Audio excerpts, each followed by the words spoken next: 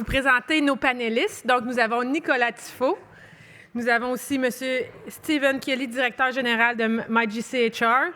M. Simon Fradette, directeur général de MyGCDoc. Mme Claire Nibala, manager de Blueprint 2020. Et M. Kevin Radford, ADM de Real Property Branch. Désolé. Et M. Emilio Franco, directeur pour Acquisition Program. Merci.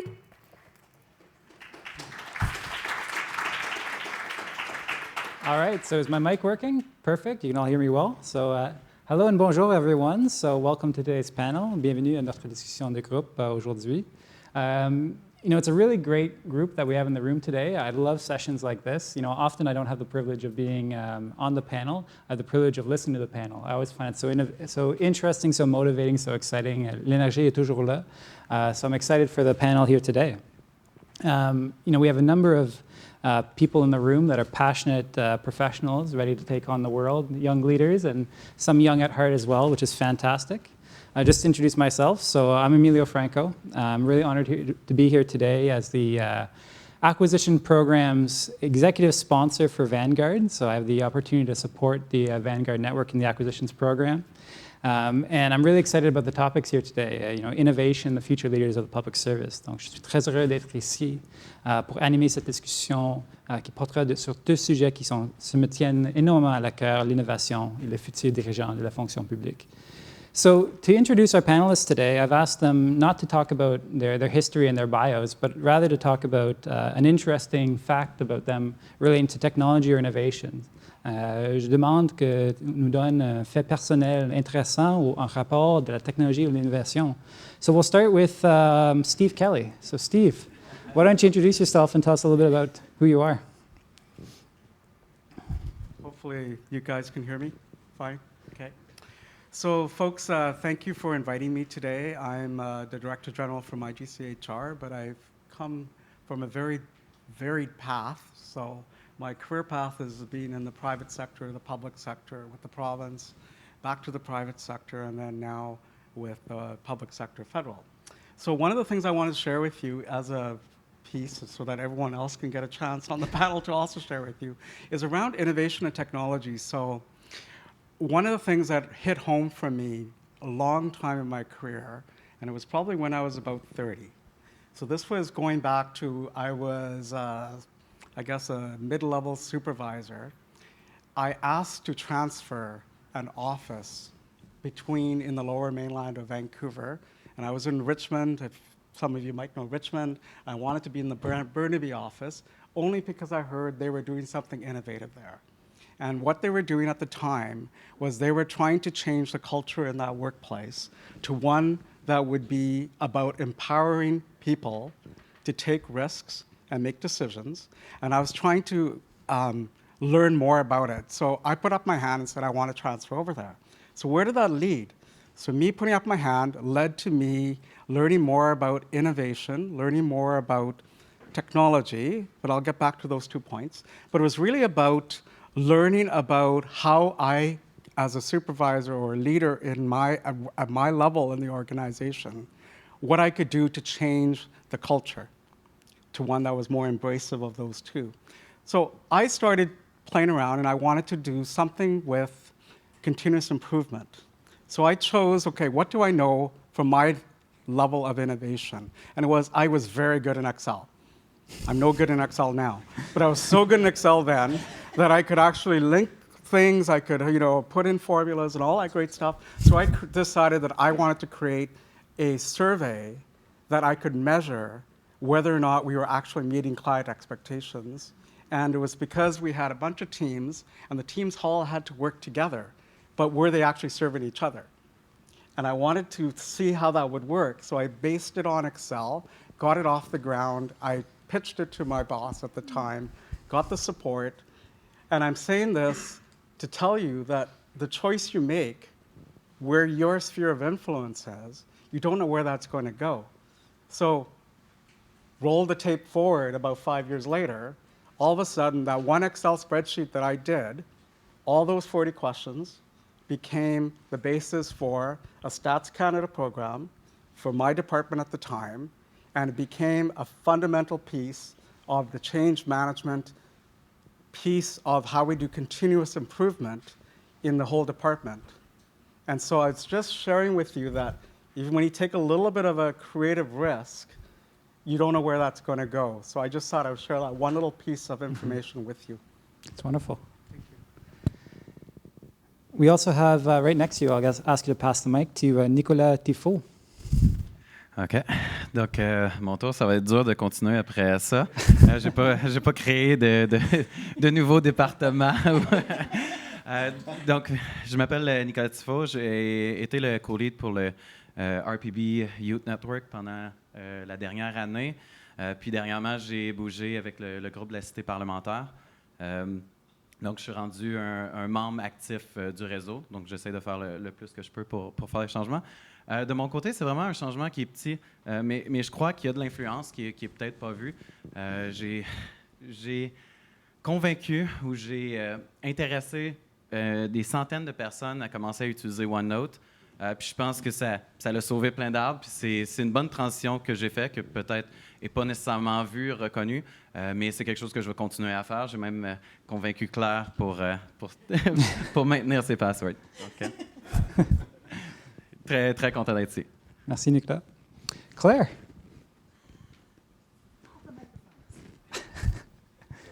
I'm really loud, so I don't need multiple microphones, that's for sure. Okay, so I'm going to share with you very deep, very, very personal motto. I'm just going to tell you what I think about innovation very quickly, which is I don't really believe that innovation needs to happen outside the box all the time. For me, some of the best innovation happens when you take that box, you look at the box, and you push it and make a different shape out of it. And so in the public service, that's something I really want to push with people because we do have lots of policies, we do have lots of rules and regulations, and we can affect change in those, but sometimes the most effective things that you're going to do is not the pie in the sky idea, but saying, okay, what is the box that I'm in and how can I make that a circle or how can I make that a quadrilateral? I did really well in math. So quadrilateral, that's why he gets paid the big bucks. So think inside the box for a change. Next we have Simon Fradette. Hello, everyone. Innovation to me speaks about leadership and preaching by example. So in my current capacity, DG of GC Docs, when I started 2.5 years ago, I had no idea what GC Docs was about information management and what to do. So obviously, as the DG responsible for the program, I had to learn the software, learn the tool. I was meeting with the 80 clients all across government from coast to coast to coast. And it took me a while to just get and to embrace what the tool can provide. But one thing I did recently, in my view, in my career, I've been in public service for almost 20 years now, the big thing to me was my little black book. So I see some of you still in the room having your notebook, you know, where you go to meeting and you take note. Well, 3 months ago, I decided to retire my black book and use only my computer. So I have to say for the first couple of weeks, I was lost. But then I will say, as of today, I just rely on that and I don't bring paper to any meeting. And this thing sometimes, because of my role, I have to demonstrate that I can do it. But when I do it, I can show to my colleagues, to anyone that it's feasible, and then it can be a snowball effect across the department and other departments. So sometimes it's little things, but those innovation, you go and you preach with your leadership, and you don't have to be a DG or an ADM to do it. It can be done at every level. Last but not least, Kevin. So I get paid to be different, so I'm going to, like my colleague to my right, I will try to say a few things differently. So you're probably saying, who's the old fart on the panel? That's me. So I'm going to take you back to the first industrial revolution. No, I wasn't there, but I'm going to take you there. And when you think about what were the 3 big things that happened to kind of change the whole world and the planet and the economy? It was in the UK, the creation of the telegraph, innovation in technology.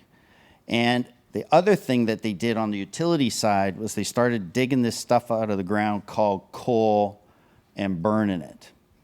And then on the mobility side, the coal was used to create a steam engine that they put on a rail, and they called it a train, and that started moving people around.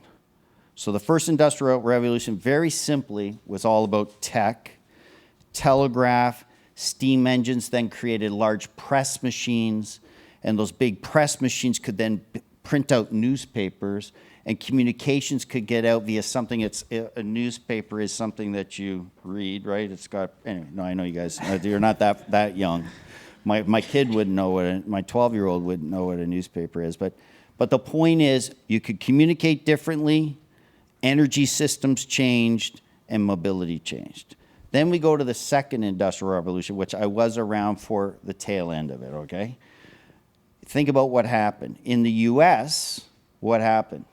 On the IT side of the house, if you want, on the technology side of the house, they created something called a telephone, right? A telephone, TV, radio. Now you can start communicating to a wider audience, not even using a newspaper anymore. You can call direct and get real-time information and real-time news over the radio. You know, I'm not sure if you guys still listen to that kind of thing, but it was big 60 years ago. Then in Texas, they found this berg stuff in the ground. There was actually a television show where a guy shoots into the ground, and they called it Texas Crude, came out of there. It was called Beverly Hillbillies, so that's a whole other story. So oil came out of the ground, and the oil was used to by Henry Ford, he created cars, buses, trucks, and then a whole infrastructure. So that's the second. So when I think about innovation, I don't think about myself and what I've seen. I think about what my 4 kids will see 30 years from now. So if we think about those 3 elements, mobility, energy, and communications, how will that look 30 years from now? Now, I'm responsible kind of as the Government of Canada Chief Real Estate Executive, if you will. So a lot of what we're talking about on the IT side, someone would say, that's not your job. But it's totally my job, because infrastructure and IT are fully integrated. What will happen when we go to 5G networks? Anybody understand what that means? 3G, 4G, 5G networks are coming within 5 years, and the 5G network will push 1,000 times the data, the ones and zeros, through the same pipe. I know here in PSPC we have problems with our network, so 5G is going to fix it. But the point is the way we communicate and move information across these wires will be, like, it's almost beyond our mindset how that will change things. Then we think about energy. What's going to happen with oil? If anybody read the Financial Post last Thursday, I'd encourage you to go online and look it up. It'll say within 20 years, big oil, big gas will be finished. And all the assets associated will be something called stranded assets, right? Because they won't be worth anything. But where is energy going? Solar, wind, power, etc.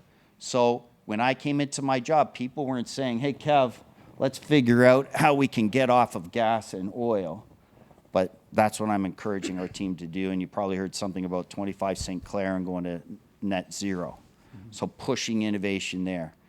But then you think about mobility and how we're going to be working, right? For me, my job is to completely revitalize and change the workplace. And what is the workplace? Completely revolutionize it. Because the single most impactful transformation, you know, the 17 things we're doing in PSPC, is it 17 or 22? Now I always lose track. The single most impactful transformation thing we will do is change the way we work and how we work and how we view our workers, how we view our employees, and how we communicate amongst each other. It's the single most impactful thing we can do. So everything about my job is about innovation, and everything I try to inculcate in my organization and our organization is about innovation and creativity and change. So for myself, I'm a millennial executive, and with that brings some interesting connotations and some interesting expectations. But the reality is, you know, despite being, you know, quote unquote millennial, not as with the times as I think people expect me to be. And it's interesting, I just started using Twitter about 6 months ago. I can't for the life of me figure out Snapchat. Like, I don't know if anyone in the room, maybe afterwards someone can help me out, but I can't figure it out at all. But I did something recently that apparently is a little innovative. And I bought a selfie stick. So we're gonna take a quick picture with the crowd here, if you'll entertain me. Because apparently this is the cool thing to do. And now here one with the panelists. I gotta make sure I'm not blocking everyone. There we go. So, and now I need to tweet it. So while one of my colleagues is speaking, maybe I'll put that up on Twitter. But it's interesting how the age is changing. So today is going to be a very interesting panel discussion. So to kick things off and really introduce the format, it is going to be a question and answer series, but I think it's incredibly important that everyone participate in the discussion. So one of the things that we're going to be doing here is that, well, there's two things. One is that my questions to the panelists are actually going to be posted on Twitter live at the same time. So as I'm asking the question, the Vanguard's Twitter handle, which is Martin, VNG D Forum AVG, so coming from the Twitter account of our Vanguard network, will be the same question. And I encourage all of you to actually, if you have thoughts on the question and if you have opinions on it, to answer the question on Twitter. So, mes questions lors de la discussion seront publiées en direct sur Twitter et seront accompagnées de mots-clics VNGD Forum AVG.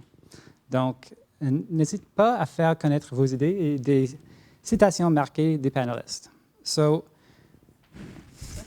are you already tweeting? I decided to get in on the tweeting action, and I just took a picture of my colleagues looking super pissed off. Oh, So like, here we go, on the panel, oh yeah, and look at that, look at Simon, he looks like he's gonna punch me. So if you want to see that picture, I want everyone to get out their phone right now because I want all of us doing this. And I'll put a little bit of a pressure on this because I was at another conference earlier this morning. It was APEX, which is the conference for executives.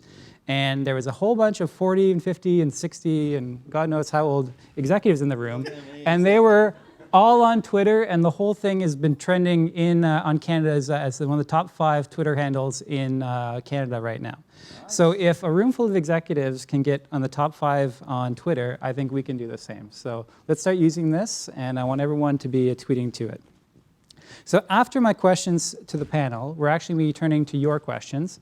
And again, we're going to be using Twitter to do that. So one of my colleagues over here will be actually keeping an eye on Twitter, and will be pulling questions that you have from Twitter to ask the panelists. And if you want to get bonus points, if there's a specific question that you want to ask to one of our panelists, tweet at them so that we can know which one to ask the question to.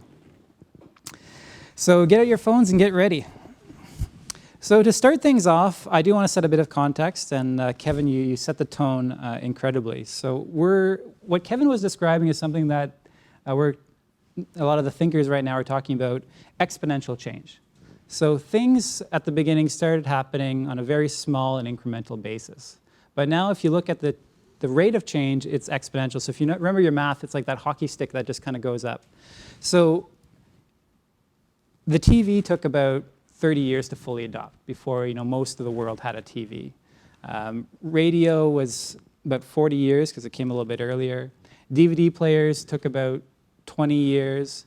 Computers, happening even faster. Cell phones, a tablet was invented 10 years ago, and I think almost everyone in the world has a tablet now. And social media, they're reaching billions of users in a matter of months, if not years in some cases, right? So the change is exponential. And the number of things that are coming is also almost terrifying in some cases. Artificial intelligence, 3D printing, this is happening at such an incredible rate. And it's causing into question our role as an institution of the public service in terms of how do we match the change. And there's a lot of things that are happening, like disintermediation, which means that there are people out there that are developing apps to respond to things that the government has traditionally done, which is interesting as well, right? Because how do we then have to reflect on our role as public servants and how we move the public service in a way that is serving the needs of Canadians, and in a way that we're catching up to the people that are outside of us, that are beating us at our own game.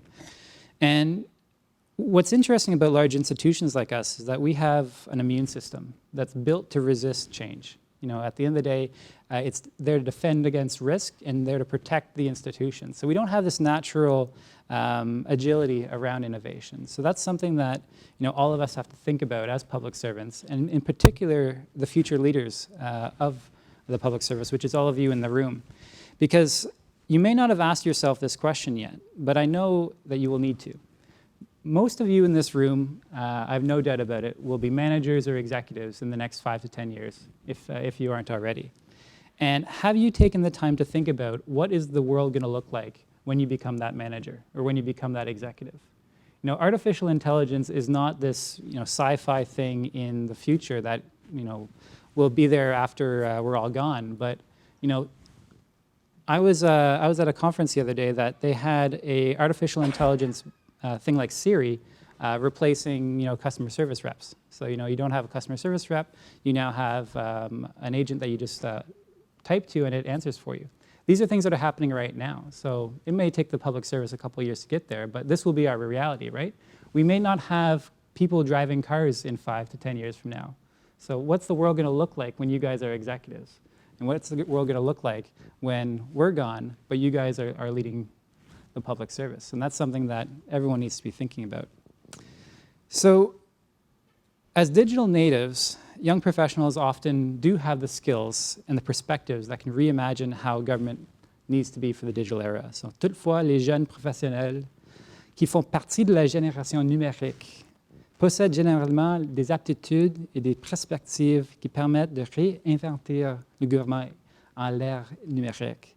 So, the topic of our panel today is really how do we address this challenge? So how can new technologies and new employees drive innovation and bring real change to the service, to the public service of the future? Donc, de quelle façon les nouvelles technologies, les nouveaux employés peuvent-ils stimuler l'innovation et faire naître un véritable change pour l'avenir de la fonction publique? So with that, let's start our panel discussion. And the first question will be for Claire and Nicolas. And that is that ideas, and we've actually touched on this, start with a spark. So Steve Kelly, you actually mentioned this, is that it's a small idea. So how can new employees ignite their ideas and turn them into innovations? Comment les nouveaux employés peuvent-ils concrétiser ces idées et les transformer en innovation? So, Claire? All right. So the first thing I have, how many things? See, I'm not good at math at all. I have four things that I want to talk about very, very quickly. And those are patience, thoroughness, opportunity, and openness. And so for patience, which is a word that not a lot of people like to hear, I know my children hate to be told to be patient, and generally I don't like to be told to be patient either, is really important, especially in the government setting, right? So you may get frustrated, you may have an idea, it may be a great idea, and there may not be the appetite for it at the time, and you might get frustrated. So it seems kind of counterintuitive, but one of the important things in being an innovator is also being patient and developing your ideas. And I'm going to tell, as I go through these, I'm going to tell the story of a friend of mine who, he'd been bridged in, and he was an EC3, so he'd done his master's, and he was working in a policy group, and he had a great director who he loved, who always wanted his ideas. New ideas, let's develop these new ideas. He was, I'm going to call him Bob for pride. His name was Pete. Pete loved this, right? He was doing these ideas. It was great. The director loved it. What happened? The director left. The next director wasn't so keen on these big ideas. But instead of being discouraged and instead of thinking, I'm going to leave, I'm going to get out of here, Pete was patient, which leads me to thoroughness. So that's do your homework. A bright idea or a bright spark is only as good as the context that you can provide it. So, I mean, I can come up with any idea. Like my bright idea is that Kevin gives me $500,000 today. I don't think it's going to happen. No one's laughing. This is really, I think I'm funny, but apparently, there we go. Yeah. He's got tons of dough. Hit him up it's all after capital, this. Right? But if I don't have the context around it, if I haven't done my homework, if I'm not thorough about why it's a good idea, what policies and practices this would change, what policies and practices could be an impediment to it. Because the first thing you're going to hit when you present a new idea, a lot of the times, is, well, we can't do that. Well, why not? So if you've done the research, if you've been thorough, if you've looked at your idea in the context of everything around you, then you're ahead of the game. So that was the same thing with my friend Pete. You know, he kept plugging away, and he was in this idea that he was really passionate about. He did his homework, he did his research. The next is timing and opportunity. So when you've got patience and you've been thorough, you're going to be ready when opportunity strikes. So in my friend's case, political climate shifted, new people came in, political interests aligned, and somebody said, we need an innovative program to put forward for a budget ask. All right? And so Pete went to his desk and he pulled out the innovative program he'd been working on for a couple of years in the background and said, here you go. And they said, holy crap, right? This EC3 has been working on this or has this idea, and it's a fantastic idea, let's go. And so he did the MCs, he did the TB submissions, and it was the only new program that received funding in a budget where there was a lot of cuts. So it was a very, very big deal. So that's kind of, you have to wait for timing, and that's part of patience. The timing worked for him. And also you need to take advantage of opportunities put before you. So you guys actually need to keep your eyes open for opportunities across the board. And in your case, you're lucky. Vanguard runs programs like the Lion's Den. So they're giving you that opportunity. If you've got an idea, HR branch for students has done the Young Minds Present. So there are definitely forums for you to raise those ideas. Sometimes the timing's not going to be right, and that's okay. It doesn't mean it's not an idea worth exploring. And the last one is openness. So your idea is not going to grow with you sitting in your cubicle by yourself, right? There's a myriad of networking opportunities available to you now enabled by tech. So we have the GC Tools suite, which has got GCpedia, GC Connects. You can connect with colleagues across government on topics that are of interest to you. You can post your ideas, you can build your ideas. Maybe here is not the place that idea is going to bloom, but someone in Treasury Board is going to think that's great. So you really need to be open and network and get things out there. And sometimes you need to be the one that makes the opportunity happen. So the sort of moral, if I go back to Pete, one of the things they did tech-wise as well, it was the Building Canada Innovation Program, which you may have heard of. It's an acquisitions branch. You should look it up. It's a very cool program. And they also did, I believe, Emilio, you'll correct me if I'm wrong, the first e-bidding process that we've done. Yep. And so that's the policy side, the tech side, the idea side. And that was a guy who had finished his master's, came in, had this idea, and just worked at it and kept it going and found the right opportunities. So y'all are great. You're millennials.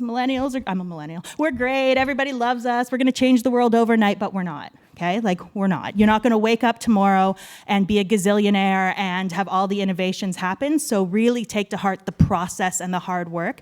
No innovator that I know of, invention went up the roof in 2 seconds, right? It wasn't an overnight process. How many prototypes were tried? How many ways did people challenge things and try to do things? And so that patience and the hard work and the perseverance, I think, is a really important lesson in innovation. Thank you. Nicolas. Okay, so I'll follow on Claire's note on that. And my personal perspective will be a little bit more on the working level. So being like one of the employees, I've been in the government for now 8 years. And working on different initiatives, I always find that the government is a huge boat. It's complex. If you're not the captain of the boat, you cannot steer the boat right or left. So the way to make change that I find in my work, the best way was always to do small changes that would affect my work, or my unit work, or my supervisor work, manager works. To do it, what I did usually is try to find pinpoints, things that in our day-to-day activities doesn't work. And then from that point, I'm able to find what doesn't work. I'm able to try to put an action plan in place. And one of the features to do the innovation is to take time, because we all run left and right to try to do what we have to do. But at one point we have to stop, and I find personally it was Friday afternoon. So my Friday is booked. I'm doing innovation. I'm working on Excel. I'm working on pivot table. I'm doing something different today. That's going to result into a prototype that I'll be able to share with some colleague. Not necessarily go get approval from supervisor, manager, but try to work on the other people that I know that we have the same issues to try to get the go on that ideas. So yeah, so that's really for me the way to go from an ideas to innovation is to do something really small. That way you create some victories and you get momentum to move forward. I know Innovation Zone. I don't know if you guys know on GCpedia. So there's a innovation zone that give tips. I think they have 10 tips. You're trying to get new ideas, sparkles. They have like how to. So we all love how to. It's the best way to learn. Does anyone want to jump in on that piece? Simon? Tu as touché, Nicolas, au niveau de faire des petites choses. Puis je pense que c'est ça c'est un message très important pour tout le monde, à tous les niveaux dans la fonction publique fédérale. Essayons pas de vouloir changer le monde puis de créer des... Je sais qu'il y a beaucoup d'un gros buzz présentement sur l'innovation. Il y a des labs créés un peu partout. Ils se dépensent des millions, des dizaines de millions de dollars pour plein d'initiatives. Mais des petites choses, parfois, peuvent vraiment aider. Des exemples, quand on fait du recrutement, vous avez tous été embauchés dans la fonction publique. Des fois, les processus de recrutement ne sont pas les plus simples en ville. Donc, il faut trouver des façons de les simplifier. Puis, je me souviens, il y a peut-être un an et demi, il y avait un formulaire que les gens des ressources humaines, nos collègues, nous demandaient de signer une déclaration d'impartialité. Je me souviens du numéro de formulaire 569. Puis j'haïssais ce formulaire-là pour en faire une maladie parce que ça nous demandait de dire qu'on était correct dans notre recrutement. Mais on a déjà des délégations en ressources humaines qui sont émises par notre sous-ministre. Donc, pourquoi re-signer un papier à chaque étape d'un processus de recrutement pour ça? Fait que j'ai dit à un moment donné, en bon québécois, j'ai boqué puis j'ai dit, je le fais plus. So I stopped signing. Fait que là, les gens m'ont appelé, ma sous-ministre adjointe m'a appelé à ce moment-là, elle a dit, il faut que tu signes le document. J'ai dit, non, il n'y a pas de valeur ajoutée. Mais j'ai tenu mon bout, puis à un moment donné, 7-8 mois après, j'ai reçu un courriel des sous-ministres adjoints des ressources humaines disant que le formulaire avait été aboli. Donc, pour moi, je suis parti à la maison ce soir-là, j'ai débouché une bière, puis j'étais très heureux parce que je venais de faire une innovation dans la fonction publique en enlevant un formulaire. Donc, c'est pour ça que le point des petites choses à tous les niveaux, si on est capable d'enlever ça, mais ça aide notre fonctionnement. Puis là, après ça, on peut passer plus de temps sur les choses qui ont plus de valeur ajoutée. Well, and I think that's actually a great point to end that question on is sometimes innovation is not necessarily something new, but what you're not going to do anymore. And I think that's something we also have to think about is sometimes it's as much of an innovation to think about what can we stop doing as much as what can we start doing. So the next question is for Simon and for Steve, and that's what skills should young professionals focus on building to meet the needs of the future public service? So, quelles compétences les jeunes professionnels doivent-ils développer pour répondre aux besoins de la fonction publique de l'avenir? Okay, in terms of skills, but also in terms of behaviors. One thing, and I think Claire mentioned about it, is to the networking. So you're new in the public service, you have to build your relationship, build your network within the department and outside the department. It's really key because you never know when you're going to be moving around. I don't see anyone in this room who will be in the same position for 30 years, so that you'll move around very quickly, many times during your career. So you never know who you're going to work with. So you may start your career in one place, you build a relationship there, with your colleagues, but 10 years down the road, you may become a director, a DG, or an ADM, and you'll be working with some of the people you met, 10 years prior. So that's really key to maintain, to build those relationships and to build positive relationship too. You have, in this day and age with technology, with phone, with people taking pictures everywhere you go, you have to be careful. So that goes towards the behavior part, being professional at all times. You also have to learn about how the government is working because it's a big machine. It's very complicated. So if you want to change things, it's always good. Claire touched about it in terms of doing your homework, preparing your business case, be prepared. Know how the government is working. Know the steps. Know what you need to do at what specific period of the year. So it's very important to be cognizant of that. Obviously, we talk about technology, innovation, but use technology properly.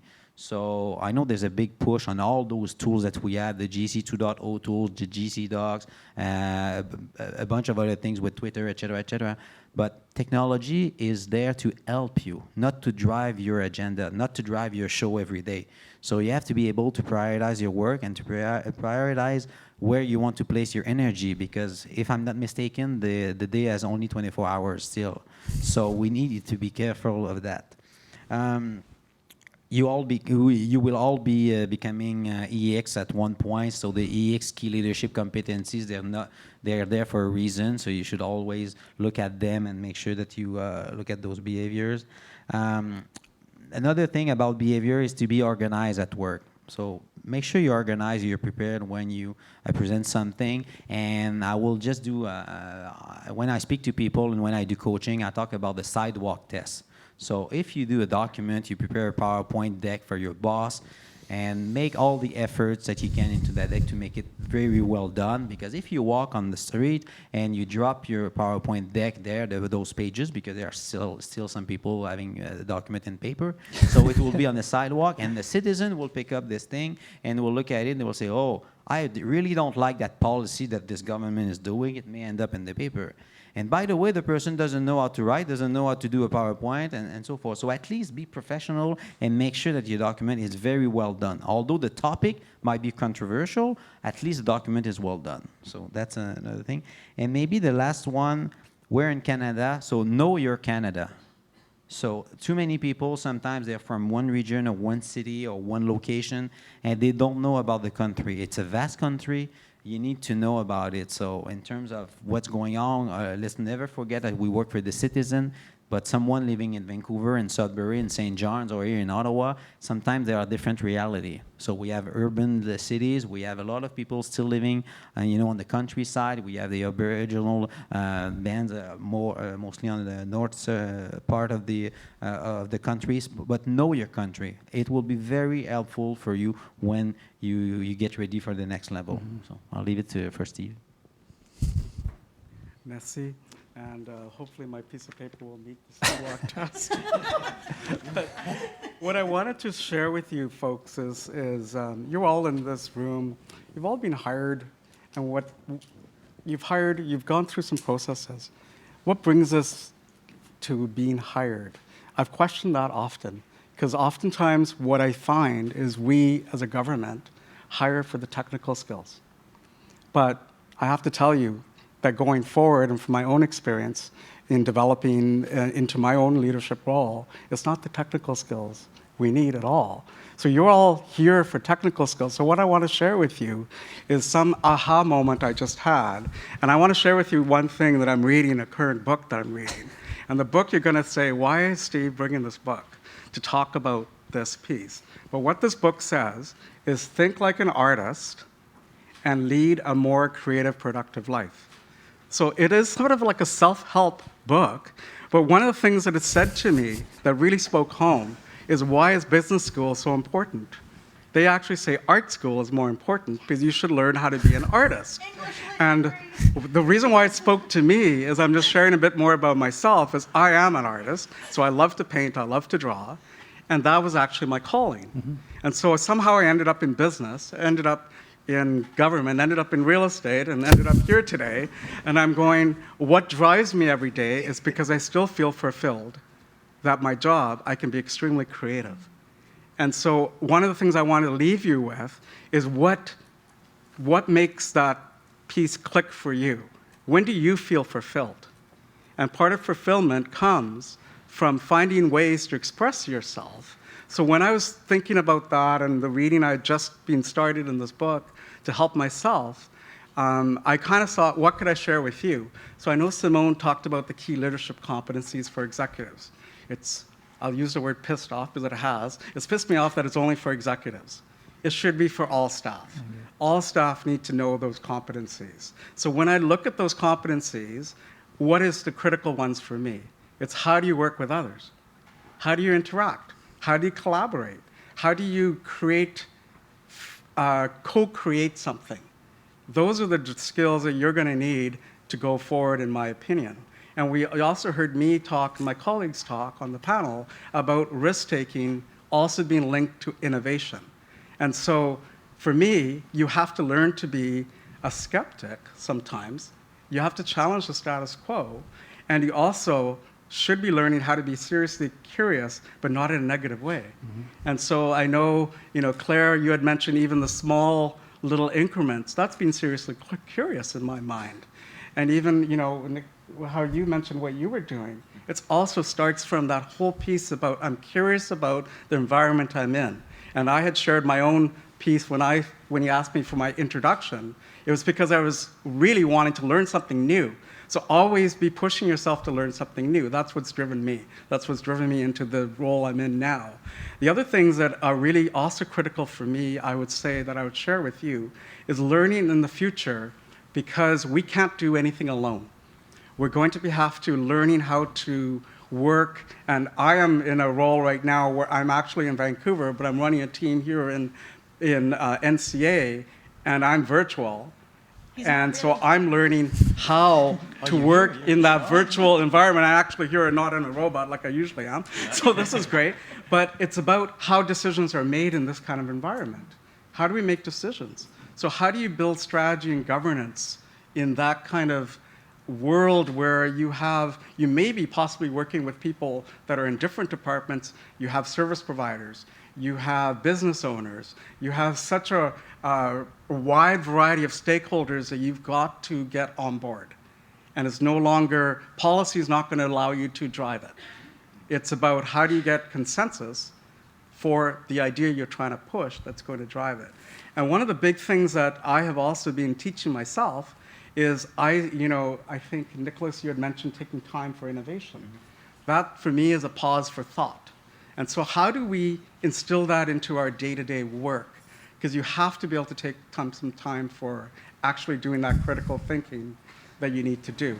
There's different ways of accomplishing that, but you need to be able to do that. And the one thing that I'm really learning about, and I know with my work with Claire earlier, it was about the fail reports. Mm-hmm. And it's about, there is no room for failure, but, success is very often about what is your plan B, mm-hmm. and how are you going to implement your plan B. And so failure is not the same as making a mistake also. You could, although a mistake can lead you to learn from it, it's not a failure. It's an actual piece that you can actually leverage to innovate. So one of the things that I have done, even in my role in RPB, even in Pacific, I'll share a small example. There was something that happened in NCA, and when I first started, I said, why can't I take that learning and do it in Vancouver? And my whole team said to me, NCA is not Vancouver. I said, that's not what I said. NCA is not Vancouver. I clearly know that, but it's the principle that NCA followed in the portfolio alignment and thinking that we're not doing. And so we need to learn from each other in how we think, because eventually you're going to get thinking that is more aligned and move the whole thing forward a lot further. Thank you. Thank you. And there's something I'm often asked. I'm very energetic, and my team will tell you that I smile all the time. And I think one of the things, it's not necessarily a skill, but it's a state of being, is that we as public servants need to make sure that we find ourselves in a role where we have this unrelenting passion for what we do. Because when you have an unrelenting passion for what you do, you develop this sense of, it's almost like an impatient optimism. And what impatient optimism does is it gives you the sense that you can change the world and that you want to do it now. And if we're going to try to keep pace with all the innovation that's happening, that's where people need to be. And it starts talking about taking the right opportunities to be in places where you can embody that kind of impatient optimism, that passion, so that you can be unrelenting in the belief that what you're doing is going to be awesome, and kind of pursuing that. So that's something that it's something that's there, and it's a huge spark for really driving innovation.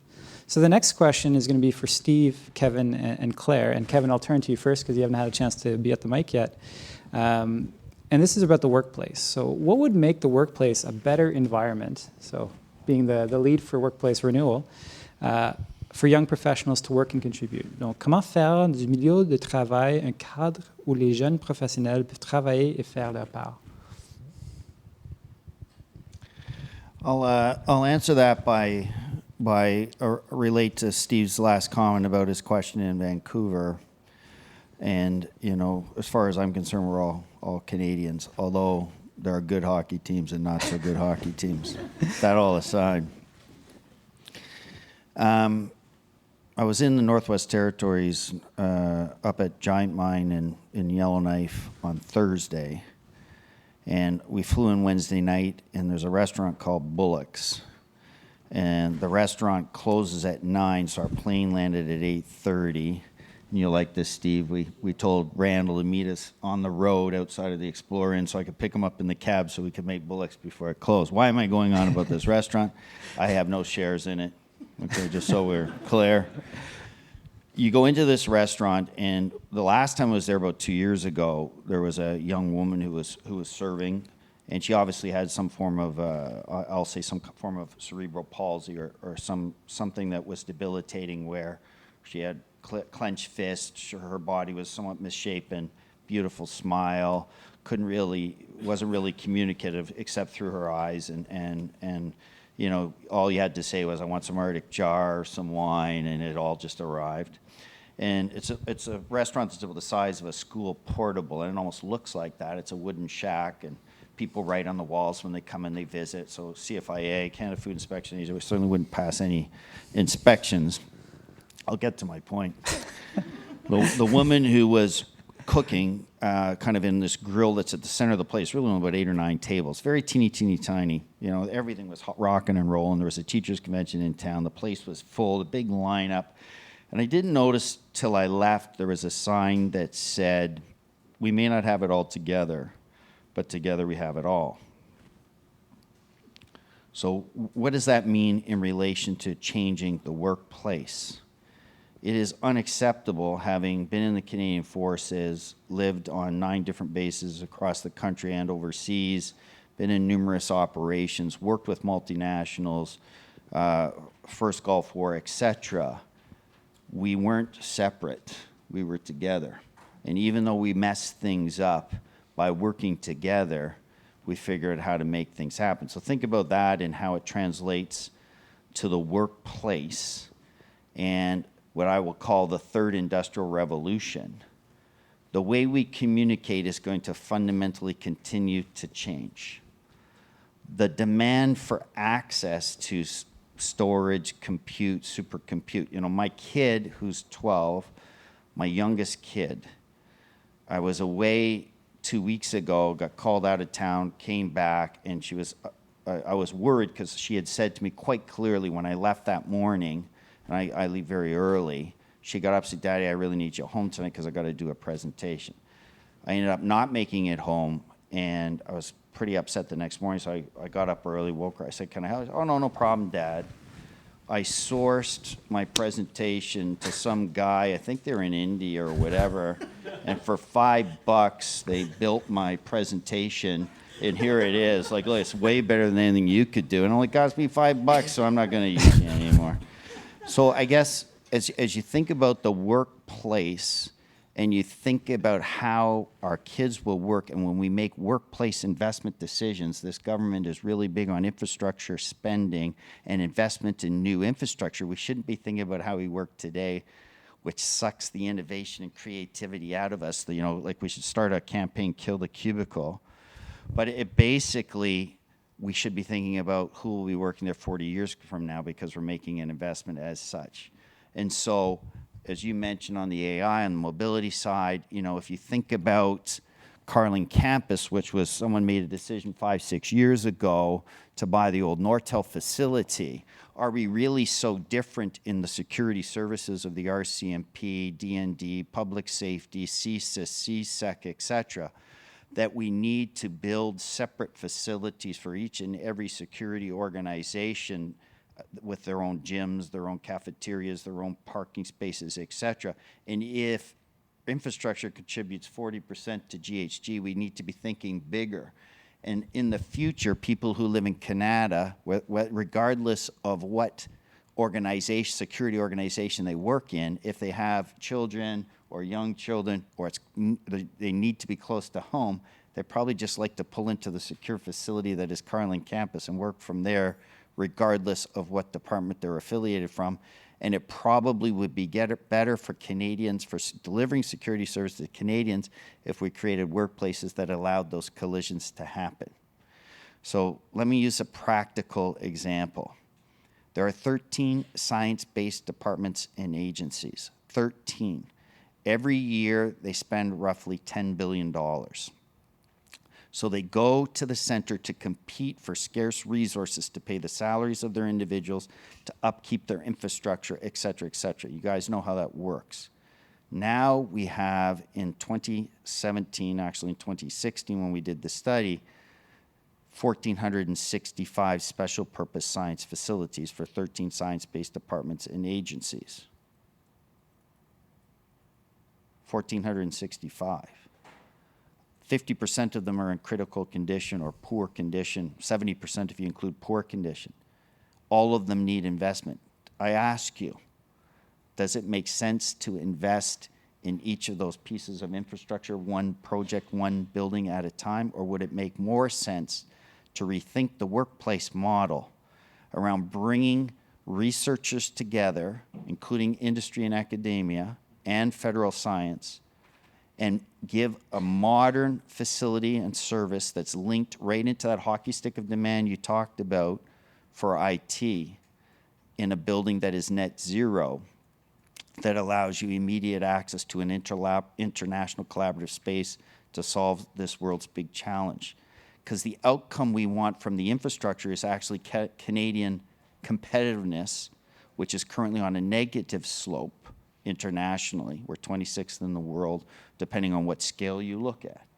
If the outcome we want is to turn it to a positive scale and turn research into IP, into innovation, and into economic reality and improvements, then we probably want to start thinking how we can work together. So work is not a place you go, work is something that you do. And if climate change is the #1 issue of our time, which I think the clerk said in his report, I don't want to quote him, but I think he said that, then, and if infrastructure contributes 40% to GHG, then the current model won't work. It's not sustainable, it's not green, it keeps people apart rather than bringing people together. So a year ago, you asked about innovative thinking. I suggested that probably the current way we invest across those 13 science-based departments and agencies gives you a fragmented, suboptimal result. In fact, it's all with good intention. It's just the way we work now. So why can't we turn that on its head, invest together? It's a $22 billion liability. Maybe for $10 billion of investment, we can create these modern campuses and spaces, and maybe they can be at academic institutions or some of the properties that we currently hold. Maybe we can turn some of those properties, because I'll use just one small example. I'm going on here, but I think it's important. In Victoria, there's an NRC facility that does astronomy on a hill. And when you drive down the hill 100 meters, there's a Natural Resource Canada forestry facility. And across the street from that is an Agricultural Canada facility and laboratory. And about 1 kilometer away down on the waterfront, there's a fish DFO facility. And right beside them is a Defense Research and Development Canada facility on the base. You get my meaning? What's the #1 issue in Victoria right now? Affordable housing. So the economy is booming. There isn't enough. So we could turn over some of these properties. One of the government objectives is affordable housing. Sell them, get the value, turn that value into a recapitalization program of a new modern facility, perhaps in the heart of Victoria, because a science lab looks like a science lab looks at a science lab. But the culture that we have of entitlement around this is my space and I'm entitled to it is keeping us from attaining the collaborative objectives of Destination 2020. So that, to me, is what's going on with the workspace. You know, there's a bumper sticker. I asked them to be brought in. Did we get them? They're out. So that's good they're out, but it basically says you can put it on the back of your Surface and it says, this is my GC workspace. Because that's really what it is, right? So that's where we're going. Hopefully that was a bit of a long answer, but. It's perfect. Claire? So to very, very similarly to that, it's that mindset idea. So, you know, Kevin's talked about physical space and the transformation of physical space. And for me, making the work environment better for young professionals is a focus on results and not process. So what are you achieving? Not how many hours did it take you to think about it, or where was your bum in your desk from 9 to 5? How long was your lunch hour? Did you take your breaks? All of that sort of thing. I'm in a very flexible position right now where I can come in and I leave early in the day to pick up my kids from school, and they're preschoolers, so they go to bed, and then I can finish my workday. And that's made such a huge difference in terms of my ability to work-life balance and to manage things and to care for my young family and make me a really passionate and engaged employee, because my senior management cares about the results I deliver, not whether I'm on my laptop sitting at 270 Albert Street or whether I'm on my laptop sitting at home. So results, not process. Steve mentioned failure. So one of the things that I think we really need to, you hear a lot of like, oh, let's celebrate failure, but we really need to embrace that. And we need to, you take something and it didn't work, and then we do a deck or a post-mortem, and then someone says, oh, that's a bit negative. Maybe we want to just change the wording on that. Like, cut the political correctness on that. If it didn't work, it didn't work. Why didn't it work? And own it. And so that's trust in people. Trust that you're going to put your best effort forward, and trust that the people you are working with have your back, so that if it doesn't work, and you're not going off willy-nilly. You've had a plan, it hasn't worked, you've got a plan B, as Steve said. You're being intelligent, you're taking smart risk, and then you're owning the failure of that risk. So he mentioned our fail report. You can find it on The Source. We did one this year, and we're actually in the Secretariat that I manage, we're really pushing the fail forward concept. So in the next year, you can look forward to us offering fail workshops and that sort of thing. We have templates. So we will teach you how to fail. And hopefully we will teach your management to accept you failing. That's the other thing. Then one of the final things I really think in the workplace that we need for young professionals is flexible HR. NRCan right now has an awesome pilot that's called the Free Agents Pilot. It's something to check out on GCpedia, and it's people who functionally report into NRCan, but they just go off on assignments to do things. Their skill set are matched with projects that need those kinds of skills, and they're sent off. So it's like the cloud model. I think it's Deloitte that did that. And so they're piloting that right now. So there's so much going on. There's things going on within PSPC, but I mentioned GC Tools earlier. I'm a huge proponent of it, because you will learn all of these other things that are going on across government and the cool projects. So there's more and more on that flexible HR front, but it will be slow. But again, take advantage of what you see around you now. Thank you. Steve. So thank you, Kevin and Claire. I know that, Kevin, you talked about the kind of the workplace of the future, and Claire, thanks for your comments around that, so I won't duplicate the comments. But a couple points that I wanted to talk about is sort of a lot of the folks in the room, you folks are going to replace us up here. You're going to be the future leaders. So I'm talking to you as if you may be there already, but if you're not, this is your next step. Is what are you as supervisors, managers, directors, how are you going to prepare yourself for what you can do in this area? So that's where I wanted to talk about. So one of the things that I struggle with, and remember my background is I've worked in the private sector several times, I've worked in provincial government, and now I'm in federal government, and I cannot get things done fast enough. So that has really frustrated me no end. Much like my colleague Claire said, it's within that sandbox, I still find there's a lot of room for creativity and pushing. And you can push your way forward in that sandbox. But one of the things I feel like we're hitting up against is the concept around policy versus guideline versus best practice. And I think too often we stifle innovation by going, the policy tells me to do this.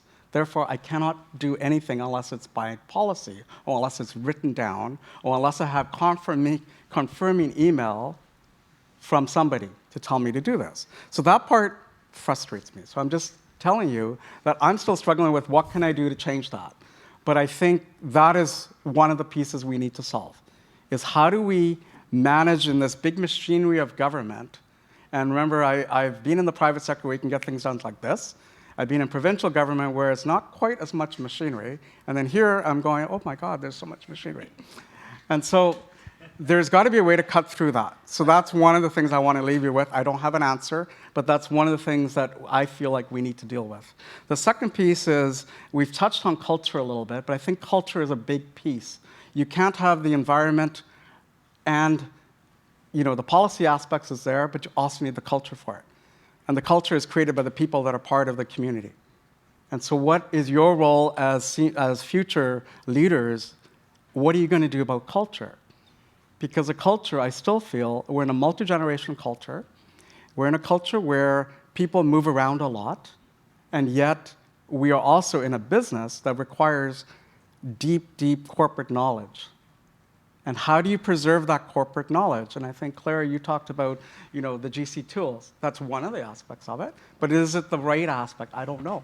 But how do you preserve corporate knowledge to be able to answer when a senior manager or PCO or, TBS says, how did you do that? We're going to have to be able to answer that some way. But we got to find a way to keep that, because I think the future is you folks are going to go in and out of jobs a lot. And we're going to have to also, you talk about flexible HR, Claire.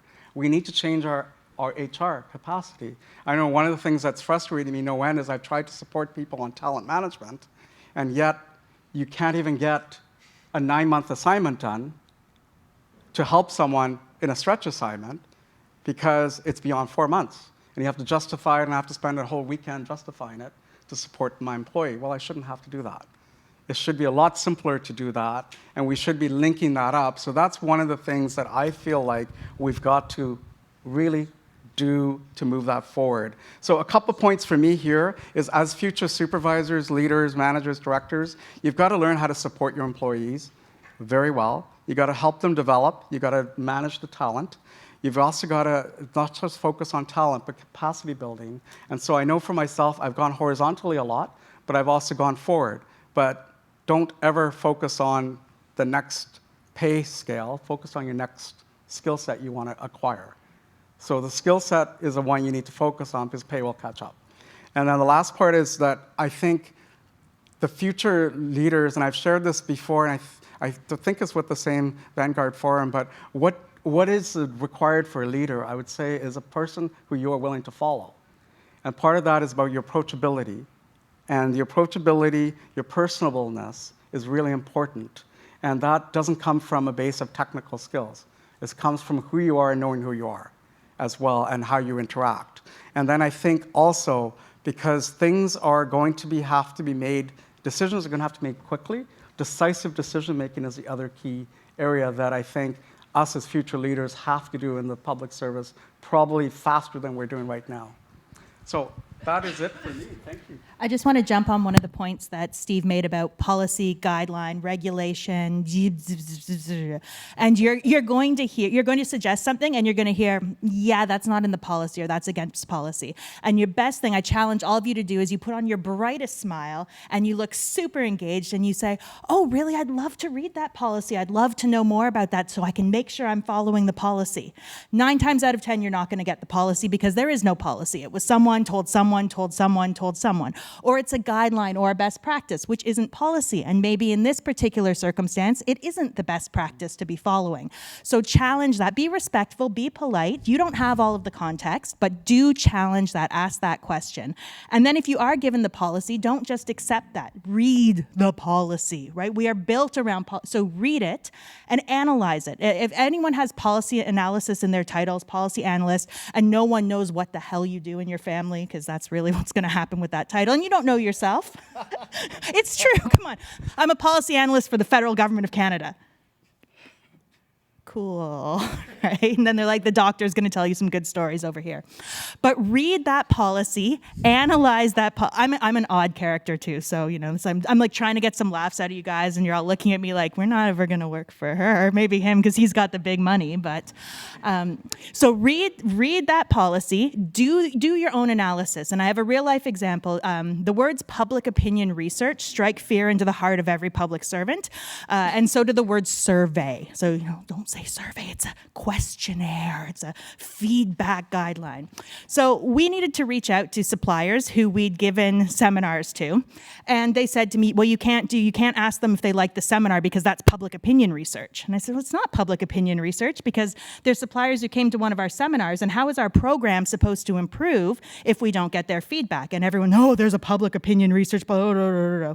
I read the policy, I did the analysis, I prepared a page. Lo and behold, we've surveyed just about every supplier in Canada about everything you can imagine, because we interpreted the policy. That's what policies are there for. And subsequently, groups from all over the department, I would get calls and emails saying, hey, you know that piece you did on POR and how stuff's not POR? Can you send that to me? Can you send that to me? So ask for the policy, read the policy, do some analysis, and if what you want to do is totally outside of the policy, sometimes there's opportunities to change that, but generally you're going to find that you're well served by really understanding the context that you're working in. It was interesting. So this morning I was listening to Adrienne Clarkson, the former Governor General, speak. And one of the things she said about the public service is that for an institution that has so much job security, we are amazingly risk adverse. And so what she challenged us on is that, it's almost impossible to get fired. Now, I'm not saying go and do things that will get you fired, but, there's an incredible amount of security in our job. And that should mean that we have an incredible ability to take risks and know that if we mess up, as long as we haven't done anything illegal, and as long as we haven't done anything, majorly morally reprehensible, we're not going to lose our jobs, and that's something that should help us cultivate a little bit more risk-taking in knowing that the worst thing that can happen is that someone's unhappy, boss yells at you, but they're going to be gone in 2 years anyway. So wait it out and then try your next opportunity. So the next question for Simon, innovation can take many forms, and we've talked about many different kinds of innovation. So how do you personally contribute to innovation and renewal in the public service? So les innovations se présentent sous différentes formes. Comment contribuez-vous personnellement à l'innovation dans la fonction publique et à son renouvellement? Merci, Emilio. Juste pour finir sur le point qu'on vient d'entendre de Claire, puis ça, c'est très intéressant de pouvoir challenger un peu qu'est-ce qui se passe, les politiques. Soyez audacieux. Je pense que c'est le mot que je cherche pour vous dire. Là. Soyez audacieux en poussant, en posant des questions, mais quand ça commence à chauffer, allez pas vous cacher. Soyez là, puis assumez votre rôle, puis assumez ce que vous dites. Parce qu'on parlait tout à l'heure d'être bien préparé, d'étoffer vos dossiers, puis ça. Préparez-vous, puis quand ça commence à brasser, c'est bon signe. Parce que là, il y a des gens qui voient qu'il y a un changement qui s'en vient. Mais soyez là, soyez préparés, allez pas vous cacher. Trouvez-vous j'appelle ça des champions, des sponsors qui vont vous aider à tous les niveaux dans l'organisation, parce que c'est faisable de changer les choses. Puis là, on est chanceux, on est dans un mode au gouvernement présentement où l'innovation, ou les changements, il y a beaucoup plus de réceptivité qu'il pouvait avoir par les années précédentes. Donc ça, c'est bien important. How do I personally contribute to innovation? I want to go back to small things. I think to me, trying to remove a form, reduce an approval process, reduce the time that a project will take to complete, I think it's key. Working to reduce the red tape is important. I come from a small town, and I remember when I was younger, I was going to the post office, and this is where in the morning at 9:30, all the old folks from the town are going to chat, and they complain and they bitch about everything that exists with governments. And I remember going there to pick up the mail, and I was hearing that every day, and I said at one point, why don't you go and try to fix things from within the organization instead of being on the sidelines and just complaining? And I said to myself, well, I think going in the civil service, that will be something I can do. And that's why I'm proud to be a public servant. So that's one thing, to be inside the organization and to try to change things, I think is key. What do I do also is to be underground and stay connected with citizens. Here in the NCR, sometimes, mostly in NCR, I know we have some people from the various regions, but sometimes we live on a bubble. There's a big cloud on top of Ottawa-Gatineau where we have civil servants and a bunch of consultants that are taking money out of the government of Canada, but we need to be connected with what's going on. So to me, that's why I like to spend time on the ground visiting people in the region. In fact, I'm moving back to the region in 3 weeks, to lead a team over there, and I want to be able to work the floor and so forth, because technology is great. We're talking about GC tools, Twitter. I can spend 24 hours in my day just in my office trying to follow everything on my computer. But this is not what I'm paid for. My role is to be there to talk with you. Picking up the phone, it still exists. We still have phones in this country. So it's been existing for many, many decades now. Use it. So it's important. I much prefer having a good conversation with you, we have a meeting, face-to-face or either by phone. I think emails is good, or any other form of communication, written communication. But those human contacts, Steve referred on the human aspect of things, the creativity. We need to do that. Another thing I do personally to contribute to innovation is to disconnect. So we need time to disconnect. In this day and age of technology, can be connected 24/7. So take your BlackBerry, take your phone, put this away during the week. Find yourself some time that will suit you and do something else. Do whatever you want, but remove technology to make sure that you can refresh your brain. And then when you come back, you're going to have even more and greater ideas. And innovation, the last point is, we talked about it, innovation is not a physical location. Innovation is a mindset. It's a way of thinking. So when you think and you want to improve, continuous improvement, then you'll find little ways, and at one point, one small thing can become a much bigger thing. Merci. So we have 15 minutes left, so I'm going to turn the last question to Nicolas, and then we'll turn the questions over to you. So get your Twitter ready, get your phones ready, and get the questions going. And I got to say, you're making Kevin so happy because he keeps showing me on his phone that look who just added me on Twitter. Look, someone's tweeting at me. Check this out. Donc, Nicolas, how can young professionals get actively involved in digital transformation? Donc, de quelle façon les jeunes professionnels peuvent-ils participer activement à la transformation numérique? Okay. Quand j'ai vu cette question-là pour la première fois, j'ai trouvé que c'était la question qui me touchait le plus en faisant partie, en étant un des membres du réseau des jeunes. So what I'm going to say is, I don't know if you guys know about how to start a movement, leadership lessons from the dancing guy. So it's a TED Talk, it's on YouTube, so you have to see it. So the lesson, looking at it, that I learned from it, is that having the great idea in the government is, or in any place, inventing Facebook, is over-glorified. There's more important in movement that are put on the first follower. The people that will be there, they'll see the great idea, and they'll say, it's a great idea, I'm going with this guy on the hill dancing, and then the movement will create. And I think our role as young member, young professional, is to embrace those change and embrace those new ideas. So just to give more concrete on those one, so I have 5 tips that I would love everyone in the room to do, like from now to next year's. So the first one is easy. Bring your laptop. So we retired the Black Book. So next year, I would love to see everyone with their laptop being here. PSPC is one of the first one to be moved from the desktop computer to laptop. So we're flexible. So we should be the one showing it. On that note, I was on a meeting with the Treasury boards, and PSPC was on one side, and Treasury boards was on the other side.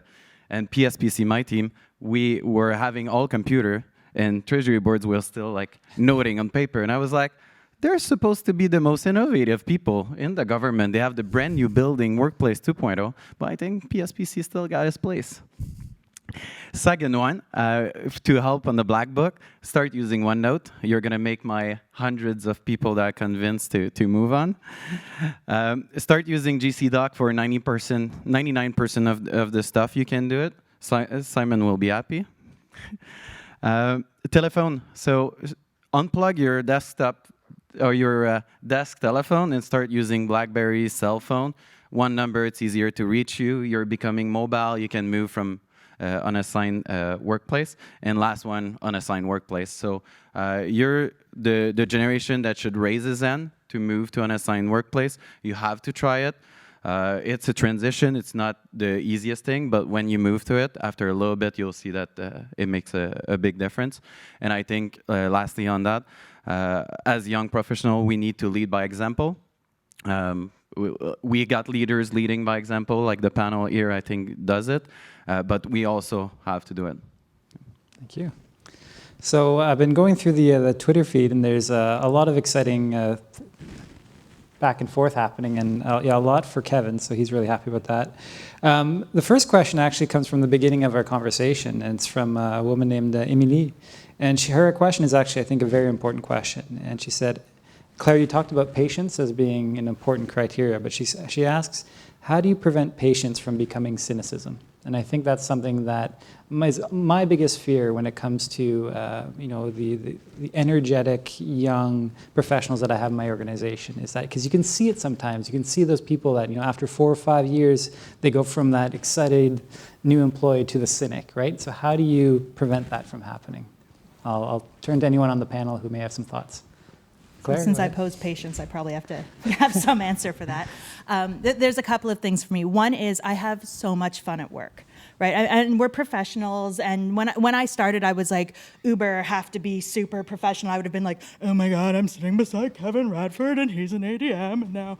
And I know, it's easy.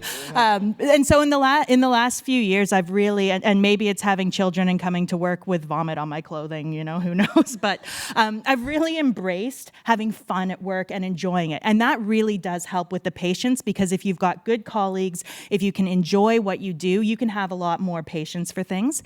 Then the second is looking for those opportunities. So you've heard me talk GC Tools, and this network in particular. So when I was being very underused as an it was ES in those days, ES2, I was bored out of my skull, and that patience for the next best, like, what, I can't do this anymore. So I joined the network. So I joined one of the committees on the network. So I developed a mentorship program for CIC. So I did this, so I did that.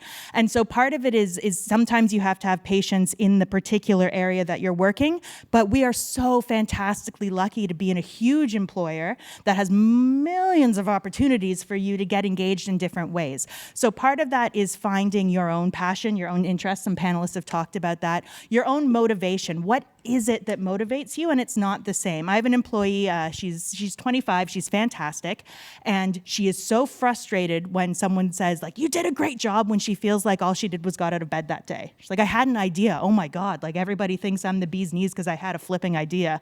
And so in talking to her, I can realize, Martin knows who that is, in talking to her, her motivation for things is different from somebody else who needs to be told, good job, good idea. And only you can know your own motivation, and it's your job to share that with your managers as well, so that if you are having trouble with patience, if you are feeling bored, you are feeling frustrated, figure out what it is that motivates you, and that can help in some areas too. Steve? Hi, if I could chime in on that, that's excellent, Claire. Thank you for that. One of the things I wanted to share with the room here, it's only from my own personal life experience, is I was in a role where maybe you're like me, but I tend to learn jobs fairly quickly. And usually after 3 or 4 years, I feel kind of like I need to be patient about what's my next challenge going to be. But one of the things you've got to do, and Claire mentioned it very, very well, is reach out and look in your environment. Because there's so much in your environment that you can actually get involved in, but it's also being courageous by putting up your hand and putting yourself out of your comfort zone. So one of the things that I had done when I was in the province, knew my job, was an EX1 at the province, I was bored out of my skull at the province because I knew my job so well. So I said, I want to do something different. I put up my hand. It led to a short-term kind of secondment. Then that led to something that I just was not expecting. So all of a sudden, I'm just running a competitive benchmarking piece of work for my executive committee to restructure the organization. But that all came up because I want to put up my hand and I want to keep myself engaged. So the reason why I'm saying about patience is because patience is also tied to, in my opinion, your own, only you can control how you feel in a job. And so you have the control to deal with if you're feeling trapped. And there's a wealth of areas that you can be plugged into, but it comes from connecting and having that network. I know networking is a big thing. I've leveraged it a lot in my career, and networking is really wonderful. But oftentimes, even in the team I just inherited at, in my new DG role, all the teams don't know each other. They don't even know what the directors do. And so my first step was, you all need to know what you each do and how you integrate into a team. And so once you start from there, all of a sudden people are going, oh, the lights are coming on. Okay, now I can do this. Now this is what can happen. So I just wanted to leave you with that. Kevin? I've always found, even when, way back, so I've been in for 35 years, and I know I don't look it. Got another 35 to go, 17. That all aside, I've always found that employees of all shapes and sizes and levels, they want to be busy, they want to contribute, and they'd like to be happy at work. Those three basic elements. I want to be busy, I want to contribute, and I want to be happy. Happiness is, defined differently by different people, so you need to be wary of that. But on the role of patience, I would not say it's one of my virtues. I publicly confess I'm not a patient person, because when something that makes complete and total common sense and it can't be achieved, then I don't think we should be patient. I think we should be talking about it. I don't think we should become cynics, but I think that we should be continuing to challenge the status quo and to not be patient and to demand change. I remember speaking to a bunch of new folks, I think here at PSBC when I first got here. And, I remember asking some questions about, I think it was talking about some ISB stuff and MyGCHR and those kind of things. And one of the new kids put up their hands and said, I don't get it. There's 63 HR systems in the federal government. Like, why? Why would you do that? Well, I did not have a very good answer. Right? So we had a flood here, right? Remember, we had a big flood here. I'm not patient with how we responded to that flood, and I'll tell you why. Because when we sat around a table and we discussed about what each branch was doing, it was readily apparent to me that we were not integrated. It was readily apparent that we were the departments that decades ago got jammed together to form Public Works and Government Services Canada. The ABC, the registry, the central registry, the public works side of it, the acquisitions part, I think was called GEDIS or something like that, the IT side of it. When everything got jammed together, we were still kind of 40 years later working together because we're really different when we're not. So think about the flood. What happened because of the flood? A bunch of workers on the Quebec side couldn't get to work on the south side of the river. A bunch of people on the south side of the river couldn't get to work on the north side of the river because the interprovincial bridges were closed. The only reason they were closed was not because of a safety issue. They were closed because of the Quebec government asking the federal government to please keep people off the streets so they could bring in emergency and work vehicles into the flooded areas, all for good reason. So what could ABCB have done? Well, they know through their pay system, they know through the systems that they have in place, who's on the north side of the river, who's on the south. We could have gone to the Government Operations Center and said, this many people who could be vital, primary, service delivery folks need to actually get across the bridge. We could have said this because they can just tell by the tax. So we could have been provided a much greater contribution to the GOC, to the Government Operations Center, just by providing the data that we had, not revealing any privacy issues, just by saying that's going to impact this many people here, this many people on the other side. We know from the buildings perspective, this is how many buildings are going to be empty, this is how much space is going to be available. We could have been, instead of we lost maybe 2 days of productivity or 3 days of productivity.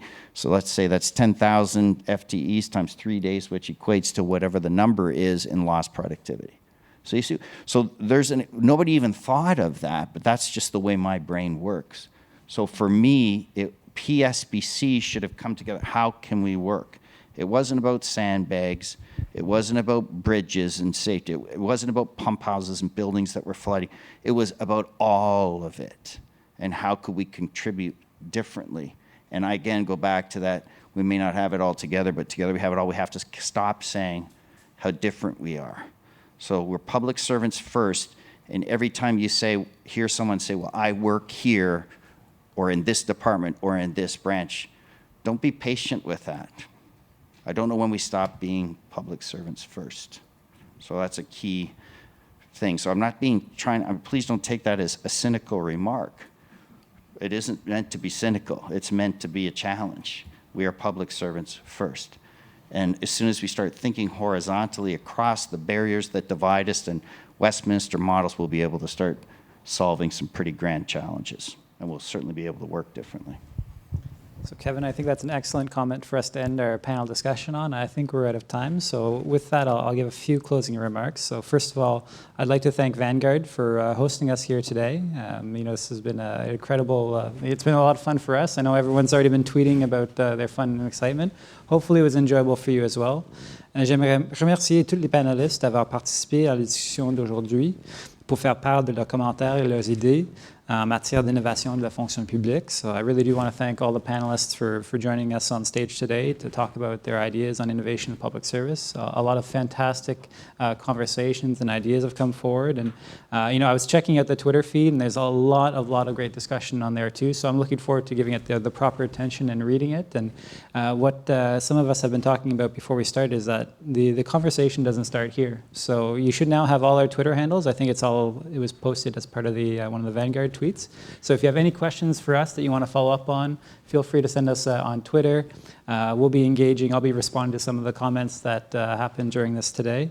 Snapchat, Emilio. Snapchat? Oh, maybe someone can help me out with Snapchat after. I don't know if it makes sense in this context, but I think the one time I tried it, I did the pukey rainbow face thing, but then I didn't have anyone to send it to because none of my friends are on Snapchat. So then I just put my phone down.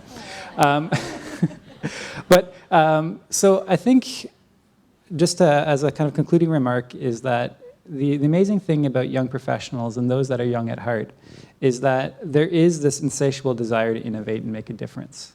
We talked today about the fact that, at some point, we'll be gone, some of us sooner than others, but you are the future of the public service. And I was not being disingenuous when I said at the very beginning that there's no doubt in my mind that for those of you that aren't already there, that in the next 5 to 10 years, a number of you in this room, and many of you, and if not all of you, will be managers and directors and leading the future public service.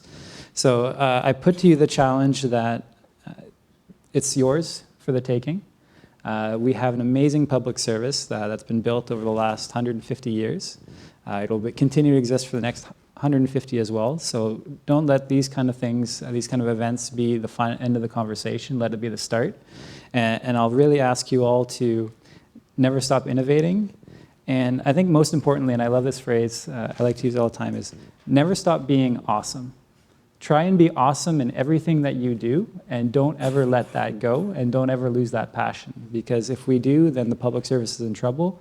But if you can hang on to that passion and continue being awesome, well, then the world's going to be an incredible place, not just the public service, but Canada as well. So thank you all for listening to us. Thank you for the panel, and thank you to Vanguard.